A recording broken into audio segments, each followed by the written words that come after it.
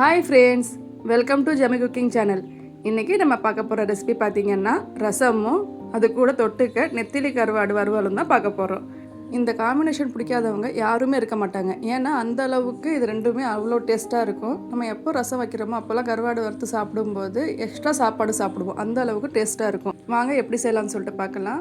அதுக்கு முன்னாடி ஜமீcooking சேனலை மறக்காமல் லைக் பண்ணுங்கள், ஷேர் பண்ணுங்கள், சப்ஸ்கிரைப் பண்ணி வச்சுக்கோங்க. தொடர்ந்து இது போல் வீடியோ நான் உங்களுக்காக அப்லோட் பண்ணிகிட்டே இருப்பேன். வாங்க வீடியோக்குள்ளே போகலாம். முதல்ல ரசம் செய்கிறதுக்கு புளியை ஊற வைக்கணும். புளி பார்த்திங்கன்னா ஒரு எலுமிச்சை சைஸ் அளவுக்கு புளியை எடுத்து அதை நல்லா ஒரு வாட்டி க்ளீன் பண்ணி எடுத்துக்கணும். க்ளீன் பண்ண பிறகு தண்ணி சேர்த்து புளியை ஊற வச்சிடணும்.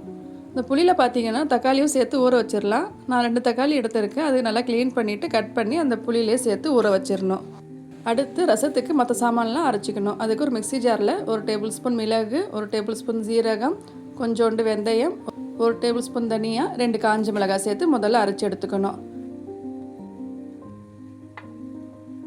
அது கூட 10 பல் பூண்டு, கொஞ்சோண்டு கருவேப்பிலை சேர்த்து கொரகொரப்பாக அரைச்சி எடுத்துக்கணும்.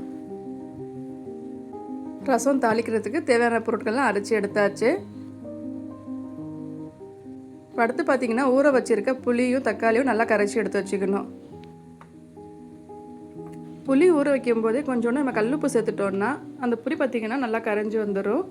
புளியும் தக்காளியும் நல்லா கரைச்ச பிறகு அதில் இருக்க சக்கையெல்லாம் எடுத்துடணும். எடுத்துகிட்டு அந்த தண்ணியை மட்டும் நல்லா வடித்து எடுத்து வச்சுக்கலாம். இப்போ எல்லாமே ரெடியாக எடுத்து வச்ச பிறகு நம்ம ரசம் செய்ய ஆரம்பிச்சிடலாம். இப்போ ரசம் செய்கிறதுக்கு ஒரு கடாயில் கொஞ்சமாக எண்ணெய் ஊற்றிக்கணும். எண்ணெய் சூடான உடனே 2 காஞ்ச மிளகாவை சேர்த்துக்கணும். அது கூட கருவேப்பிலையை சேர்த்து தாளிச்சிக்கணும். இப்போ கருவேப்பிலையும் காஞ்ச மிளகாவும் பார்த்திங்கன்னா எண்ணெயிலே நல்லா பொரியட்டும்.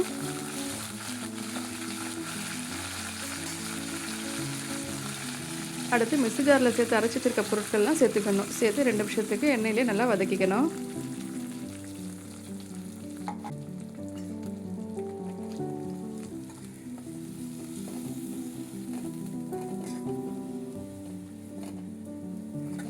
நம்ம மிளகு சீரகம்லாம் அரைக்கும்போது பார்த்திங்கன்னா பச்சையாகவே அரைச்சோம். இது எண்ணெயில் கொஞ்சோண்டு வதக்கும்போது அதோடைய பச்சை வாசனை போய் ரசம் சாப்பிட்றதுக்கு நல்லாயிருக்கும்.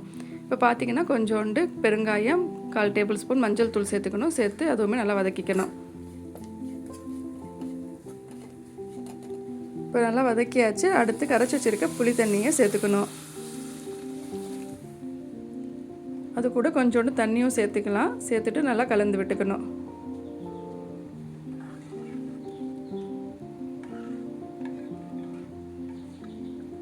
இப்போ ரசத்துக்கு தேவையான அளவுக்கு உப்பு சேர்த்துக்கணும். இப்போ ரசம் பார்த்திங்கன்னா நல்லா கொதித்து வரட்டும். ரசம் கொதித்த உடனே கடைசியாக கொத்தமல்லியை தூவி ஸ்டவ்வை ஆஃப் பண்ணி இறக்கிட வேண்டியதுதான்.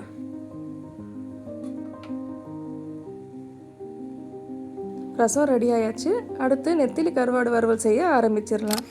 நான் இங்கே பார்த்திங்கன்னா நெத்திலி கருவாடு தான் வாங்கியிருக்கேன். அதில் இருக்க தலையெல்லாம் நல்லா க்ளீன் பண்ணி எடுத்து வச்சிடணும். அதுக்கப்புறம் அதில் தண்ணி சேர்த்து 1/2 மணி நேரத்துக்கு இந்த கருவாடை ஊற வைக்கணும். கருவாடு தண்ணியில் ஒரு 1/2 மணி நேரம் ஊறினா தான் வறுத்து சாப்பிடும்போது நல்லா சாஃப்டாக இருக்கும். நம்ம உடனே செஞ்சோன்னா அதோடய டேஸ்ட்டு நல்லா இருக்காது. இப்போ கருவாடு பார்த்திங்கன்னா 1/2 மணி நேரம் நல்லா ஊறியாச்சு. இப்போ இந்த கருவாடில் வயிற்று பகுதியில் இருக்க அழுக்கெல்லாம் நம்ம க்ளீன் பண்ணி எடுக்கணும்.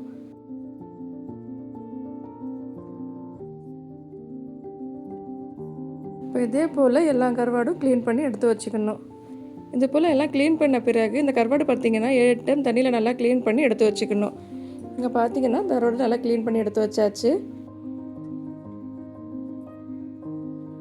ஒரு பேனில் தேவையான அளவுக்கு எண்ணெய் ஊற்றிக்கணும். எண்ணெய் பார்த்திங்கன்னா கொஞ்சம் தாராளமாகவே சேர்த்துக்கணும். அப்போ தான் அந்த கருவாடு அந்த எண்ணெயிலே நல்லா வறுபட்டு சாப்பிட்றதுக்கு நல்லாயிருக்கும்.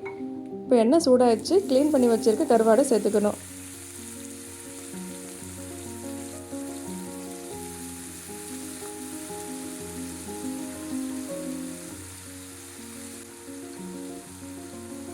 கருவாடு பார்த்திங்கன்னா ஒரு சைடு நல்லா ஃப்ரை ஆகட்டும்.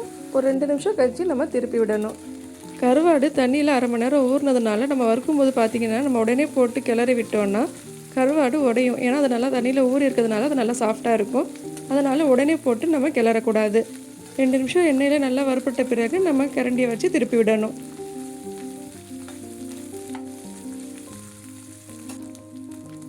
இதே போல் 2 நிமிஷத்துக்கு ஒரு தாட்டி திருப்பி விட்டு கருவாடு நல்லா வறுத்துக்கணும்.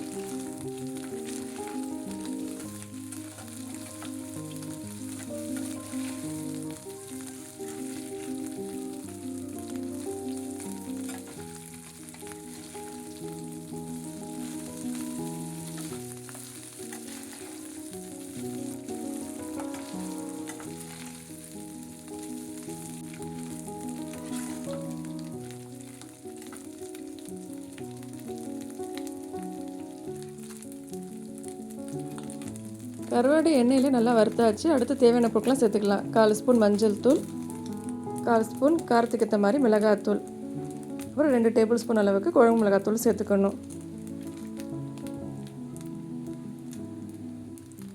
அடுத்து தேவையான அளவுக்கு உப்பு சேர்த்துக்கணும். உப்பு சேர்க்கும்போது பார்த்து சேர்த்துக்கணும். ஏன்னா கருவாடுலேயே ஆல்ரெடி உப்பு இருக்கும். அதனால் சேர்க்கும்போது அளவாக சேர்த்துக்கணும். இப்போ எல்லாமே சேர்த்த பிறகு நல்லா கலந்து விட்டுக்கணும். இப்போ 2 நிமிஷத்துக்கு அந்த எண்ணெயிலேயே அந்த மசாலா கூட அந்த கருவாடை நல்லா வறுத்துக்கணும்.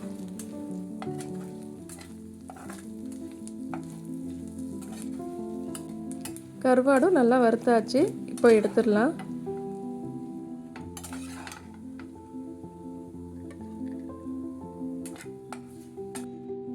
டேஸ்டியான நெத்திலி கருவாடு வறுவல் ரெடி. ரசமும் நெத்திலி கருவாடு வறுவலும் செஞ்சது பார்த்தீங்க. யாருக்கெல்லாம் இந்த காம்பினேஷன் பிடிக்குமோ அவங்கெல்லாம் கமெண்ட் பண்ணுங்கள்.